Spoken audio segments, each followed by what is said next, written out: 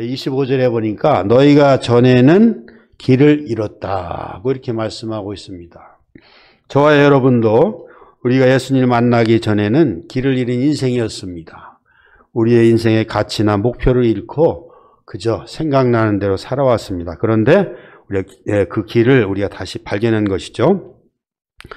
오늘 말씀, 본문 말씀 전에 17절에 지난주 말씀에서 이렇게 기록되고 있습니다. 뭇사람을 공경하며 형제를 사랑하라. 이것은 다른 사람을 긍정적인 마음으로 보라, 그런 뜻입니다. 인간으로서의 권리와 존엄을 생각하라는 것입니다. 로마 제국 당시에는 약 6천만 명, 엄청나죠? 약 6천만 명의 노예가 있었습니다. 그들은 사람으로서 권리가 전혀 없었습니다. 우리가 사고 파는 물건처럼 그런 취급을 받았다는 것입니다. 그런데 이렇게 사람들을 물건 다루듯이 하지 말고 인격적인 대우를 해라, 그런 뜻입니다.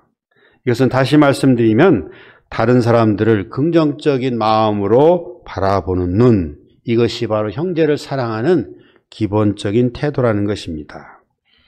그런데 말씀을 잘 살펴보니까 형제를 사랑할 때 하나님을 두려워하며 이런 말씀이 있습니다. 17절에 이것은 우리가 하나님을 두려워하는 마음으로 형제를 사랑하면 그 사랑의 가치를 더 높일 수 있다.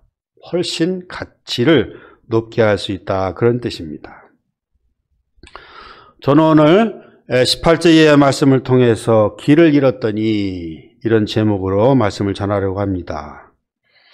먼저 이 길을 잃었다 하는 원어는 플라노메노이라는 원어입니다. 헬라어 플라노메노인데 이것은 속이다, 기만하다 이런 뜻입니다.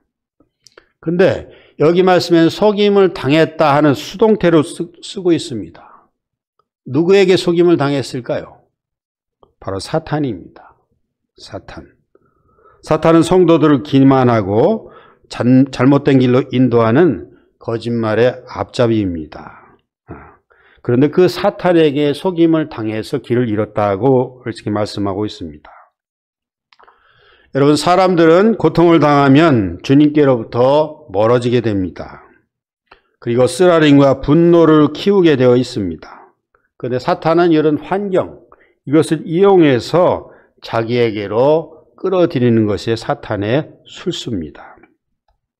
그런데 오늘 말씀에서 베드로 사도는 그런 이들이 사탄에 이끌려 길을 잃게 되었으나 그러나 목자 되신 예수께서 대신 고난을 당하시고 우리 길 잃은 양들을 자신에게로 인도하셨다, 돌아오게 하셨다고 이렇게 기록하고 있습니다.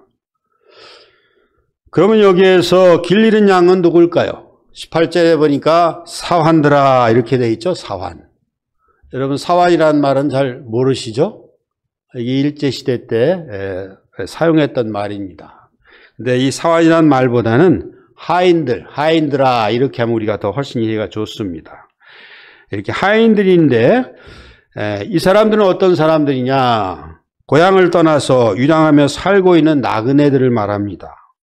일부는 종의 신분으로 살고 또 일부는 사회의 밑바닥에서 아주 천한 일을 하며 살아가는 사람들입니다. 그런데도 그들은 이런 천한 일을 하고 밑바닥 인생을 살지만 사람으로서의 대접을 받지 못하고 살아가는 사람들을 말합니다. 다시 말하면 그리스도인으로서 예수 그리스도를 믿는 사람인데 하인으로 살고 있는 사람들, 특별히 까다로운 주인들 밑에서 부당한 취급을 받고 그러나 그런 와중에서도 꿋꿋하고 인내하며 살아가는 사람들에게 권면하는 말씀입니다. 그런데 오늘 말씀에서 그들이 목자와 감독 되신 이에게 돌아왔다고 이렇게 하고 있습니다. 그런데 길 잃은 이들이 어떻게 돌아왔을까? 오늘 말씀을 보면서 우리가 은혜를 받고자 합니다. 첫째로 그들은 어려운 환경을 통해서 길을 잃게 되었다는 것입니다. 여기 본문의 말씀에서 어려운 환경이란 부당한 대우입니다. 당시에 선하고 관용을 하는 그런 주인들은 자신의 종들을 따뜻하게 대해주고 또 그들을 잘 섬겨줬습니다. 사랑을 베푸고 인격적으로 대해줬습니다. 그래서 그들은 신뢰를 받았습니다. 그래서 종들은 주인들에게 기꺼이 복종을 하고 그들을 섬겼던 것입니다. 그런데 그런 중에도 까다로운 주인이 있었습니다. 이 까다롭다는 것은 그 종들을 학대하기도 하고 또 임금을 지불하지도 않고 또 육체적으로도 가혹한 일을 시켰습니다. 이러한 주인은 그들의 마음이 비뚤어지고 부정직하기 때문에 그렇습니다. 그래서 윌리엄 바클레이라는 그 영국의 신학자는 그것을 이렇게 표현했습니다. 주인이 종에게 무엇을 하든 부당하게 하든 화가 나서 하든 또 알고서 하든 모르고서 하든 그것이 심판이고 바로 정의였다. 그게 바로 법이었다. 이렇게 말하고 있습니다. 우리가 여러분 배너나 로마시대 영화를 보면 그런 것들을 우리가 눈으로 이렇게 확인할 수가 있습니다. 이렇게 대접을 받을 때 그 종들의 마음은 어떻겠습니까? 심한 고통을 당하고 부당함을 호소하면서 반항하고 죽기를 각오한 사람도 있었습니다. 주인에게 대항하고 도망치고 싶었을 것입니다. 또 옆에 다른 주인들을 바라보면서 그들을 관용하는 주인들을 보면서 그들을 부러워하고 자신의 신세를 한탄하고 싶은 마음도 있었을 것입니다. 이렇게 우리가 우리 안에서도 아무리 믿음이 좋은 사람일지라도 계속해서 이렇게 고통을 당하면 우리의 믿음은 흔들리게 됩니다. 특별히 자신의 힘을 의지하거나 또 자신의 능력을 과신하는 사람이라면 더욱더 그럴 것입니다. 길을 잃게 될 것이라는 것입니다. 길을 잃게 된다는 것은 내가 내 자신이 해야 할 일을 잃어버린다 그런 뜻입니다. 무슨 일을 해야 되는데 나에게 맡겨진 사명이 있는데 이런 고통을 받기 때문에 길을 잃어버린다는 것입니다. 그런데 오늘 19절 말씀을 보니까 이렇게 기록되어 있습니다. 하나님을 생각함으로 슬픔을 참으면, 하나님을 생각함으로 내가 고통을 받고 있지만 고난 가운데 있지만 그러나 하나님을 생각하고 슬픔을 참으면이라고 말씀하고 있습니다. 여기서 하나님을 생각한다는 것은 하나님의 은혜를 말합니다. 카리스라고 하죠. 은혜, 카리스라고 하는데 하나님의 은혜를 생각하는 것입니다. 슬픈 가운데에서도 우리가 하나님의 은혜를 받기 위해서 하나님의 인정을 받기 위해서 슬픔을 참아내라 이렇게 말씀하고 있습니다. 하나님도 슬픔이 나는 것까지는 막지 못하셨습니다. 그러니까 우리가 슬픔이 나면 슬퍼할 수 있습니다. 그러나 슬픔 가운데에서 우리가 하나님을 생각하라 그런 뜻입니다. 부당함을 호소하며 도망칠 것이 아니라 하나님의 은혜를 기다리라는 것입니다. 그리고 기다리면서 슬픔을 참아내라는 것입니다. 그래서 하인들이 기억해야 할 것은 고난과 고통에 있는 것이 아니라 바로 하나님께 있다는 것입니다. 하나님 인정을 받는 것, 하나님 은혜를 받는 것이 있다는 것을 말해주는 것입니다. 자, 두 번째는 고난을 이겨내는 것이 하나님의 뜻입니다. 자, 19절에 보니까 부당하게 고난을 받아도 하나님을 생각함으로 슬픔을 참으면이라고 하였습니다. 부당하게 취급을 받고 억울한 일을 당해도 슬픔을 참아내라는 것입니다. 이것은 하인의 입장에서 볼 때는 부당함에만 초점을 맞추고 있습니다. 그런데 그 바로 다음 절 20절에는 선을 행함으로 이런 말씀이 있습니다. 내가 부당하게 고난을 받아도 그 부당함에 초점을 맞추지 말고 선을 행하라 그런 뜻입니다. 자, 이런 가운데 선을 행한다는 것이 쉽지 않을 것입니다. 그러나 거듭난 사람은 행할 수 있다는 것입니다.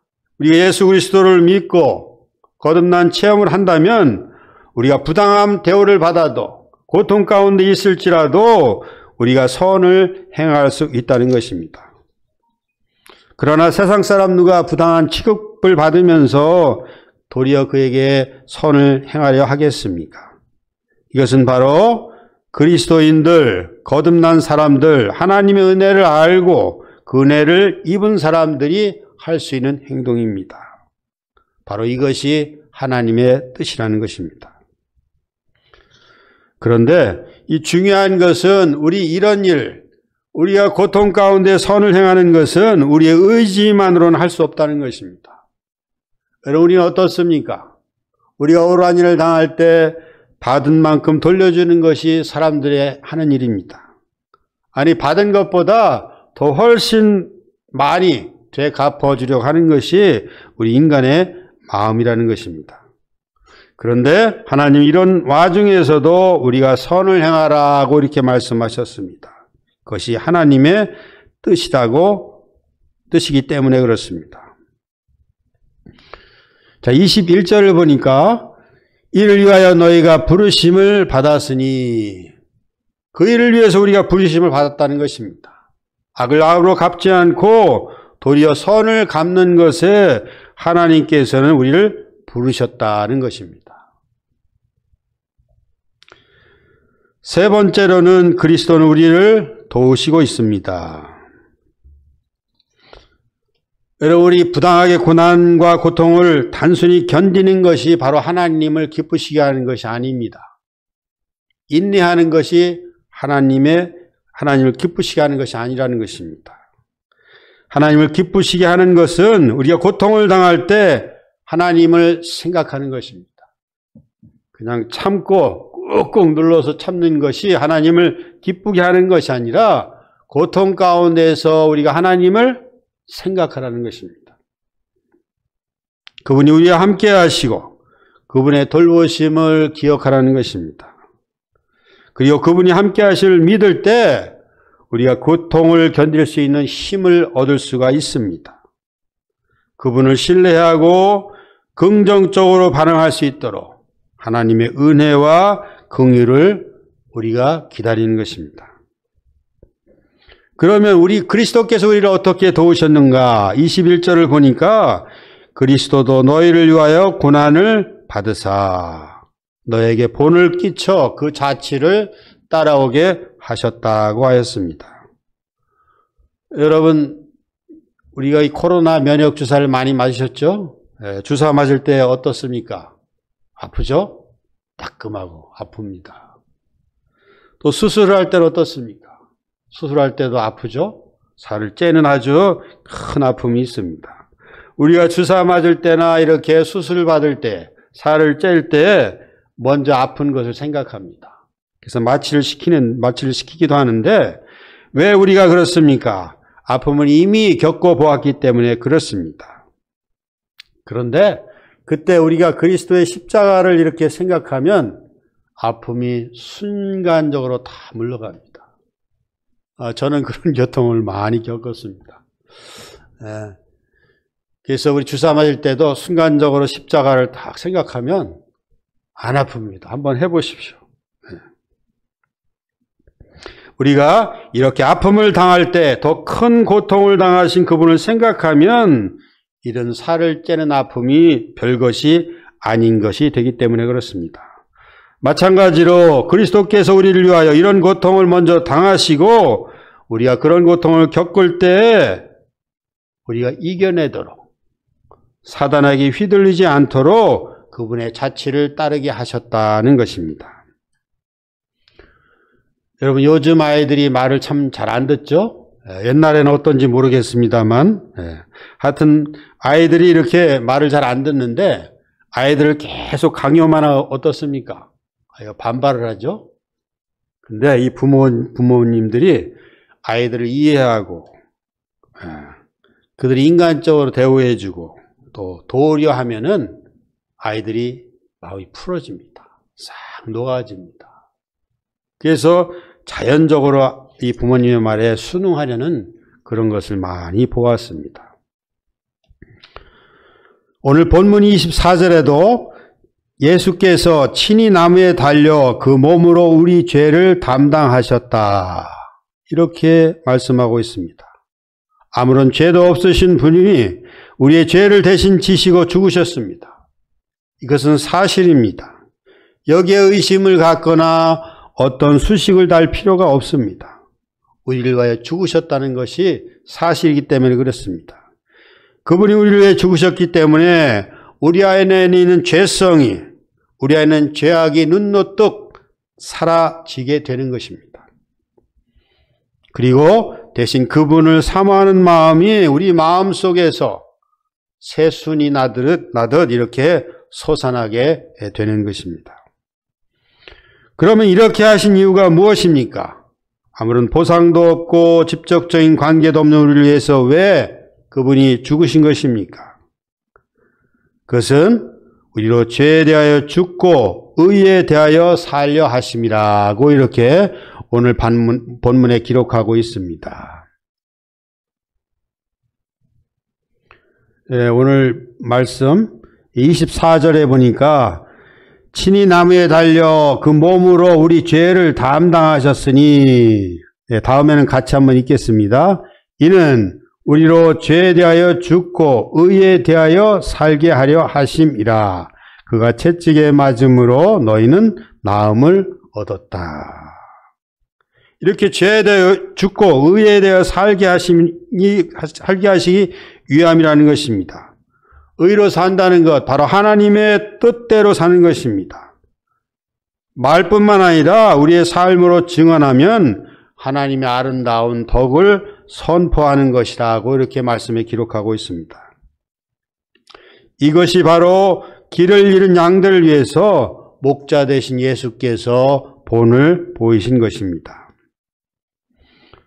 욕을 당하시되 맞대어 욕하지 아니하시고 고난을 당하시되 위협하지 아니하시고 오직 공의로 심판하신 이에게 부탁하시며, 바로 이것이 예수께서 악을 대항하여 죄를 이기게 하시는 방식입니다. 우리도 부당한 일을 당할 때, 억울한 일을 당할 때, 고통 가운데 있을 때 하나님을 생각하고 우리가 심판하지 아니하시고 심판하신 이에게 맡기는 것입니다. 우리도 이렇게 하라고 부탁하셨습니다. 하나님이 하시기 때문에 그렇습니다. 그래서 하나님을 바로 인정하는 것입니다. 여러분, 우리가 험난한 세상을 살아가면 우리도 때때로 길을 잃게 됩니다. 순간순간 분이 나기도 하고 화가 나기도 합니다. 억울한 일을 당할 때 되갚아주고 싶은 마음이 생기게 됩니다. 갑자기 차로 끼어드는 사람들을 보면 욕을 해주기도 싶고 큰 소리도 치고 싶게 될 것입니다. 그런데 이런 고난을 겪게 될 때, 부당함으로 고통을 받을 때, 억울한 일을 당할 때, 되갚아주고 싶을 때 갚지 말고 선한 마음을 가져라는 것입니다. 우리가 되갚아주게 되면 어떻게 될까요? 바로 오늘 본문의 제목처럼 우리는 길을 잃고 말 것입니다. 그래서 억울한 마음을 자신의 방식으로 해결하지 말고 그때 하나님을 생각하라는 것입니다. 그래서 그분께서는 이런 일을 이겨내지 못할 것을 아시고 예수께서 우리와 같은 고난을 겪으시며 우리를 따라오게 하셨다. 본을 보이셨다는 것입니다. 그래서 우리 믿는 자들이 늘 기억해야 할 것은 우리가 하나님께서 우리와 함께 하신다는 사실입니다. 여러분, 이것을 늘 기억해야 합니다. 그리고 되새김해야 됩니다.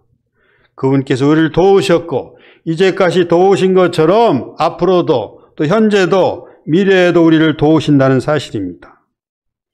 이 일이 우리에게 힘을 주어 악을 이기게 할 것입니다. 의롭게 살아갈 수가 있습니다. 이것이 바로 하나님의 아름다운 덕을 선포하는 일입니다. 오늘 말씀을 통해서 힘든 일을 당할 때, 고통 가운데 있을 때 길을 잃지 마시고 하나님을 생각하시고 이 일을 잘 이겨내시기를 바랍니다. 그리고 우리의 목자와 감독 되신 예수님을 늘 기억하면서 우리 삶의 현장에서 늘 승리하시는 여러분과 저가 되시기를 간절히 바라고 기도하겠습니다.